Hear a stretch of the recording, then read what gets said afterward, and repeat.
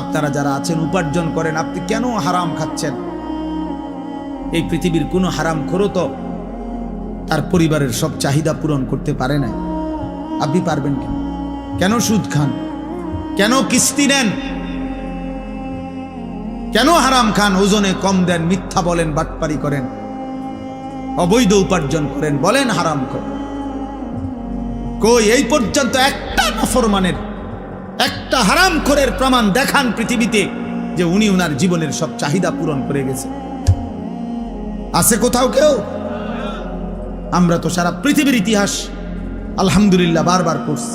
আমার জীবনে আমি সবচেয়ে বেশি যদি কিছু পড়ি আল্লাহর কোরআন রাসূলের সুন্নাহর পরে অন্য কোন বিষয়ে সবচেয়ে বেশি পড়ছি যদি বলা হয়, আমি ইতিহাস সবচেয়ে বেশি পড়ছি, এখনো পড়ি, আমার অভ্যাস এটা। এই পৃথিবীর ইতিহাস বারবার পড়ছি, কত রাজা, কত মহারাজা, কত গল্প, কত ক্ষমতাধর, কত বাদশাহ, তারা কেউই তাদের চাহিদা পূরণ করে যাইতে